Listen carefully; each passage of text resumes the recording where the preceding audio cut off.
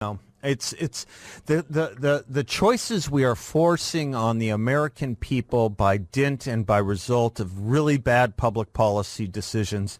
It's amazing what we're burdening people with. You know, a lot of people think that we should elect our leaders to kind of make life a little bit easier for Americans. It seems we've been on a roll here of making life a lot harder, huh, Debbie? Well, Biden and the Democrats have been in total control since January of 2021. So in less than 2 years, they have totally ruined our country. Yeah. We have a cost of living that's high, including gasoline prices, utility prices. We used to be energy independent. We're no longer energy independent. The border used to be somewhat secured, a lot better than now. Now it's just wide open. Yep. Fentanyl is killing people. Murder rates have gone up. I mean, I can't think of one thing that the Democrats have done that has been better for our country, quite frankly. Except exposed themselves for what they are by going so hard and at full force, right? I think that's we talk about the Democrats in a bubble or in theory, but now we have the actual proving the theoretical. You vote Democrat, this is what you get. Used to take a long time to harm this nation. They've shown when they control the levers at so many levels, they can move really fast and doing a lot of harm really fast, as you just put it, yeah? They have. They've done a lot of harm, and that's why I've introduced this U.S. constitutional amendment, and basically it states that the liberty of parents to direct the upbringing, education, and care of their children is a fundamental right. Now, this has been introduced in past Congresses. Lindsey Graham sponsored it in the past. Indiana, Congressman Jim Banks has introduced it in the past, but it's becoming more needed more and more as the liberals, the Democrats, and the radicals are trying to take away parental rights. And you see this each and every day. Now when you have the Department of Justice under the Biden administration going after parents, you have certain states that are trying to take away parents' children if the children, when they're teenagers, question their gender and want to have a sex change operation. Some of these states say, no, parents, you cannot stop your child from getting a permanent sex change operation. So you're a bad parent. We're going to take the child away from you and take them into our custody. This is the type of outrageous things that are going on right now under the radical left. And I think it's, time that we need to stop it. And that's why I introduced this legislation. I'm so glad you did, because the parents need all the help they can get on this. I was mentioning I was talking to a candidate for school board out in Gilbert. I mean, and it's happening everywhere. You think of Gilbert as kind of a quiet, if not conservative, somewhat conservative community. But he rolled up his sleeves, this parent, this father of four, because it's happening even in places like that, Debbie. And you're right. I mean, this effort to, it's a two-pronged effort. It's interesting. First, they deny this is taking place.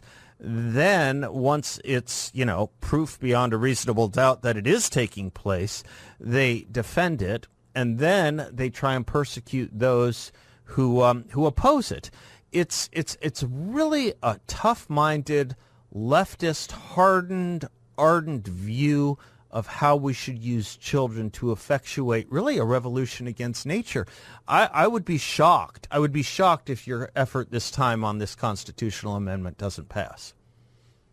Well, if Republicans take back the majority in the U.S. House and the U.S. Senate, I think we have a shot. Obviously, if that doesn't happen, we have no chance in heck. But wouldn't it be a nice thing to put Democratic colleagues on the spot and saying, listen, do you stand with what the Supreme Court has held sacrosanct since the 1920s, that the parents have a fundamental right to direct the upbringing of their children, or do you not? I would love for you to stand on the floor and debate that proposition with Democrats, right? Well, I would love it too, but I can almost guarantee you that if the Democrats are in charge, they would not even take this up for discussion or any type of debate. Right. I would just have to do it on a floor speech on my own. Yeah.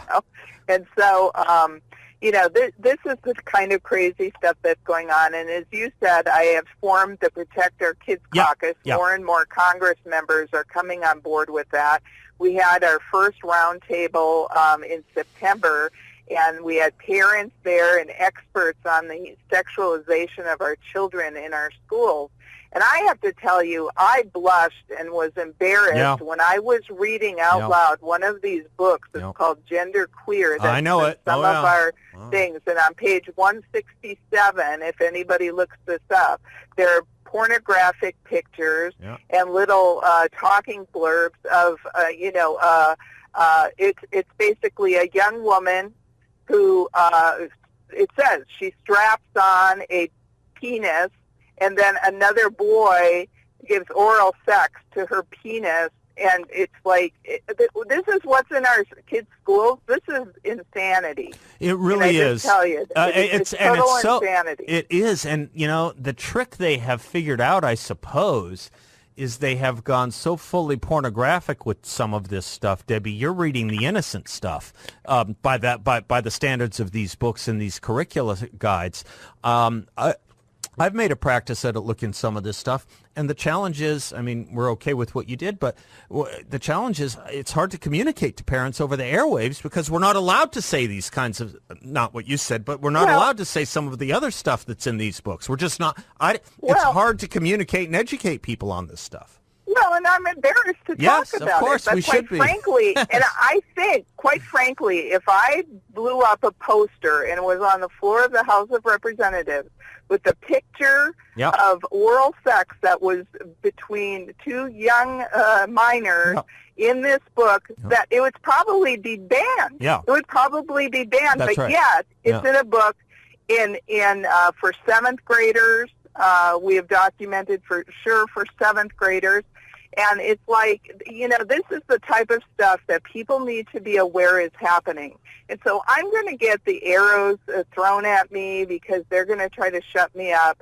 But this is too important. It's too important. We need to educate the parents out there what is happening in their kids' schools, and so that they can, I am so happy that so many conservative parents are stepping up and running for school board. This is, I'm very excited about that. I am think too. You're going to change things around. I am with you. This is a parents' revolution for the rights of the innocence of our children. That's what this is, Debbie, and it takes every effort to fight for it because the left is hard. Left is hard. And, for you to be doing it at the federal level, God bless you. For the people running for school board, the Arizona Women of Action, my friend Chad, who was just on the show earlier out in Gilbert, God bless them all. There could be nothing more important than the protection and upbringing of our children. And I think that's what the left knows, too. It's a fight for our children, this.